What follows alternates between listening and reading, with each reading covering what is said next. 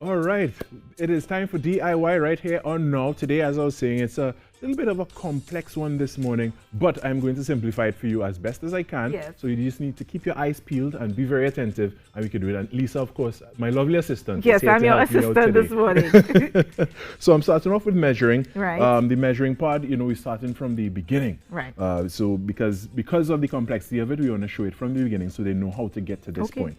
So what we're close making this this in morning, here. it's a wine rack with two holders for wine glasses. Oh, nice. As well. So, All right, let's yeah. get going. All right. So I'm making my measurements here. So you're going to need two pieces that are going to be cut to 5 inches. I've made my marks already. You're going to need 1, 2, 3 pieces that are cut to 10 inches. I think we need 4 pieces in total. So if I hold here, make myself useful?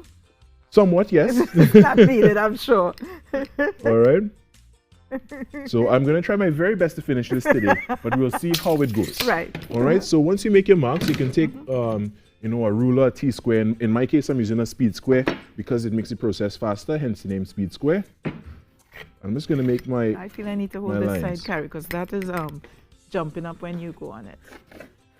I just want to be useful here right now. So when you make your marks of your measurements, you're just going to take your speed square and measure your lines, mark your lines off so that you have what you need to guide you to cut. So as I make these lines here, and I may need to cut some more later on, but for now I'm going to start with this. But I only see in this one piece of wood. This is all you need to make a wine rack? In some, depending on the design you use, yeah. Okay. In this case, this is about all I need. Okay. So before that, though, I need to mark my center point on these. So I'm going to take my tape over here. As I said, this is 5 inches. So I'm going to go 2.5 inches on the inside of these first 2 pieces. And I'm going to mark that because I need to drill a hole in there.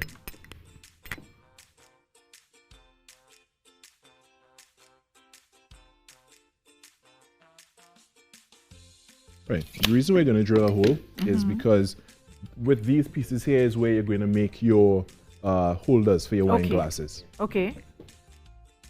So make sure your eyes are safe. And Lisa, I advise you to stand back a little. Right.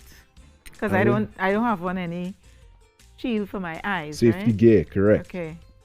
All right, so this is about center of your 5-inch pieces here. And you want to do it before you cut because you need the length of this to be able to make it stable. So we go.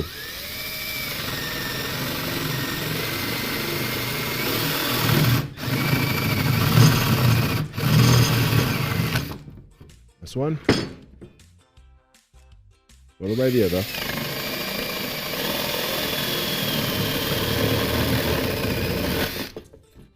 That's 2. From there, you are then going to make 2 lines on either side of those holes you just drilled because you need your wine glass to be able to slide into the space you just created. So Harry, that I have no idea where you're going with this, right? I'm trying to visualize what this is going to end up like, and I'm not even seeing it. You'll see it very soon. Once Do it you starts draw coming these things together. out on you something you see and then work it out? How you? Yeah, that's right. I see a picture, Yeah. and from there, what I do is I start breaking down the design in my mind and how they accomplish that piece. So here now, I'm going to use my circular saw because it's much faster. And a little trick I figured out the other day, I don't know why I didn't figure it out sooner, was you could use your speed square over here to actually guide the end of your saw. So there's a guard here. And if you use this speed square with the guard, you could actually just make a straight line very quickly. Okay. All right, so I'm trying not to kill myself here. So again, just be very careful, especially when using power tools, so that So when... do you need me to hold it with or something? Should I hold it? No, it should be okay. Okay.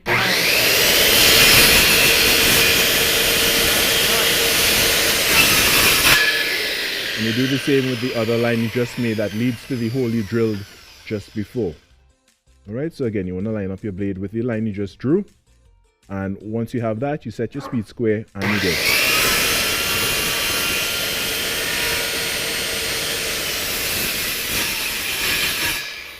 That's sounding real heavy duty, Carrie. Once you're done with that, you could do that, and you may need to take a chisel or something and just neaten up in the middle there, but we go over right. to the next one now. Okay. We don't have wine glasses to show you the effect of it afterward.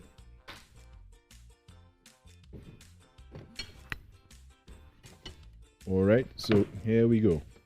Once again, you want to go line yourself up with the line you have drawn, and then you're going to cut. Okay.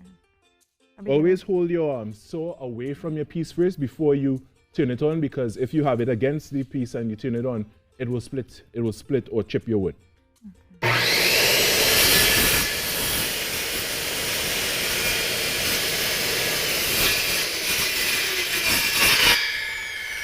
Similarly, you're going to do the same thing on this side. Follow your line, and you want to make sure you cut in the inside of your line.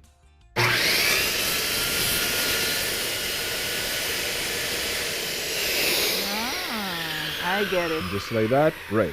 Now that that is done, these lines that you have drawn here before to separate your 5-inch pieces, you can run through those and actually you'll see what these blocks are supposed to look like. I'm seeing it, you know, Carrie. Now you're seeing it? Yeah, seeing it, yeah. All right. So again, align yourself and then cut as quickly as you can.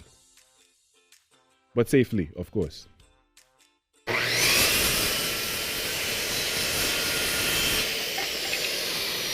Is that supposed to happen? Yep.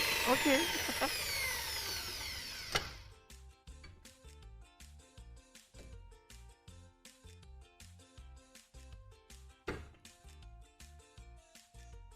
Once you've lined up again, you're going to do the same.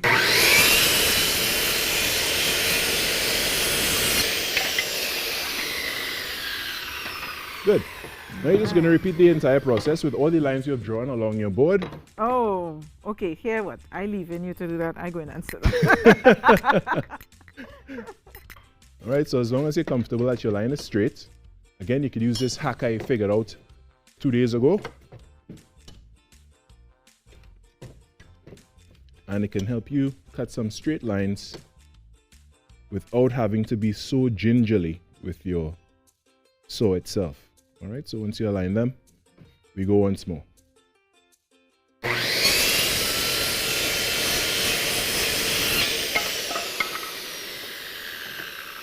When you're doing this at home, if you have rough concrete floors or anything like that, you may want to put a piece of wood or something on the floor, so if your pieces fall onto them, they wouldn't risk getting damaged, especially if you sanded your board beforehand. So if you do that, you'd want to put a piece of wood, plywood or something on the floor to protect it.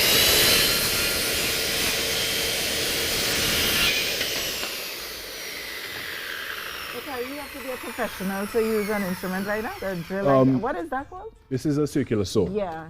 So yeah, it takes practice. It is a dangerous tool if you don't know what you're doing with it. Yeah. So you know it's something that you just need to be very careful with, and of course. The best case would be best case scenario would be to be taught somewhere. Otherwise, but you know, in the age of technology, we have YouTube and other platforms like that and things that you could learn. So you do not necessarily need to go to a school to do it anymore. Right. Because I myself have learned from YouTube. Really? Yes. Yeah, good for you. That looked too intimidating for me right now. All right, so I do need to cut some more pieces, but what has to happen is that I need to measure first. Okay. So I need to join these pieces first and foremost, after which I can then cut my new pieces. All right, so these two pieces here, these are 10 inches. These are going to be the sides.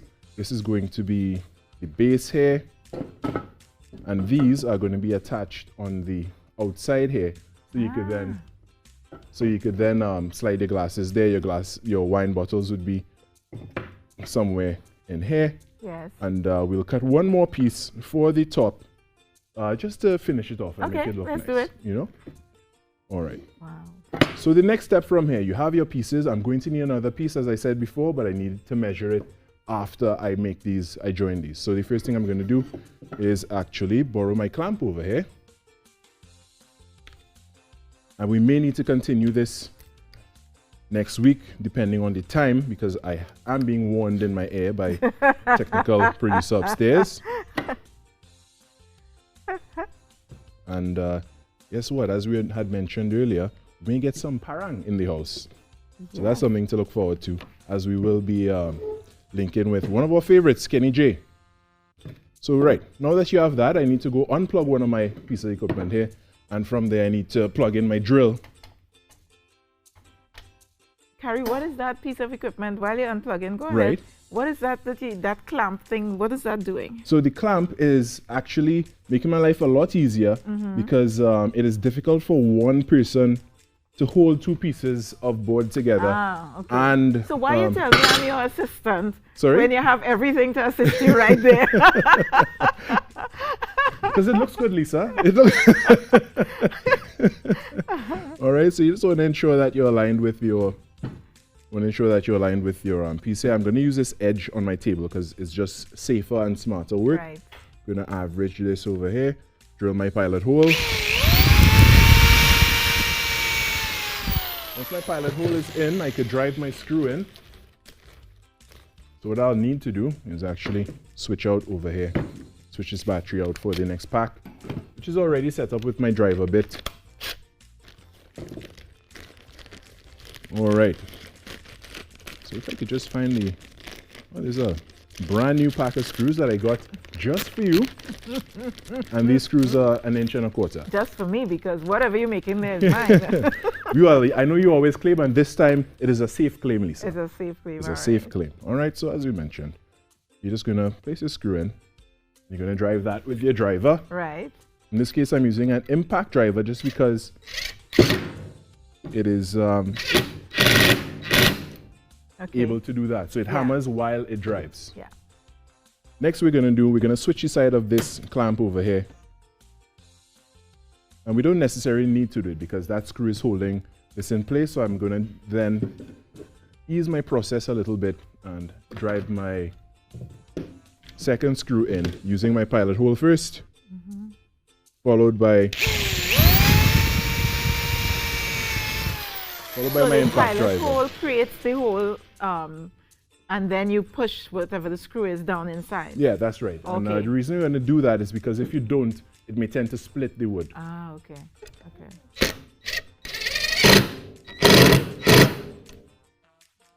All right, so you want to do the same thing on the other side now.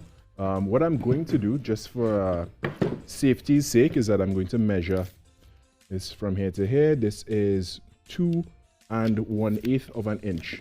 So I need to do the same thing on this side. Okay. And of course, if you are following along and you want to make this wine rack, especially for your wine and your glasses, you can check it out on our page after. We post it every week on our Facebook page because you might want to have, your little video next to you while you're going through and have Carrie right next to you as you make your stuff at home. I know you guys know that, but it's on the Now Morning Show page. So we ready to drill again? All right, yes, we are indeed ready to drill again. So I'm just going to make sure the clamp is extra tight. Maybe not that tight. I have never seen one of those before in my entire life. You know that? It makes life so much easier. Okay. And it's a clamp, you said? Yep. Okay. All right, so now that is clamped there, we're going to do the same thing. We have a little more edge here to brace us, so it makes life a little easier as well. All right. And you're going to do the same thing. Take your drill your pilot hole, followed by your screw. And drill it, you know what Karen, they always drill say? It. You know what they say? Measure twice, cut once. So I'm going to measure one more time just to ensure that this is exactly in place where I need it, and it is. All right, so we're good to go. We are good to drill. And once we drill, we can place that screw in there, and the rest will happen.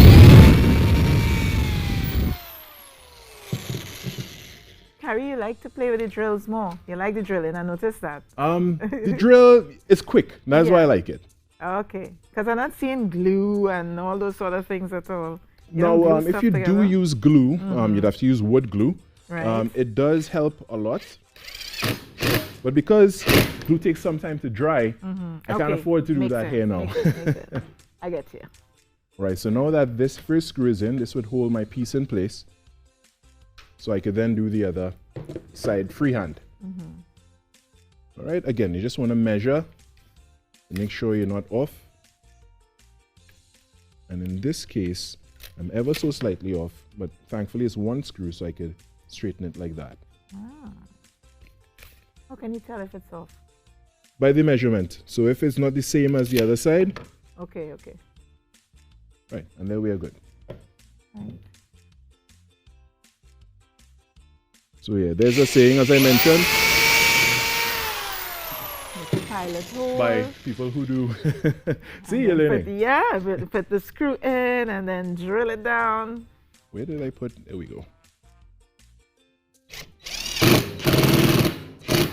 Right.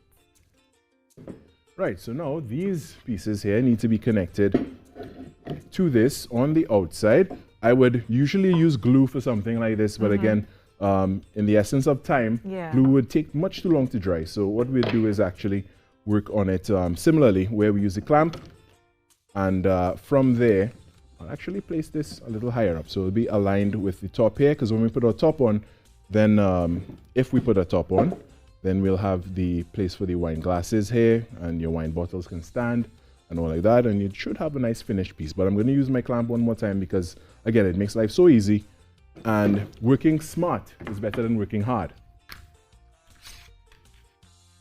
Measure twice. Cut once. Cut once.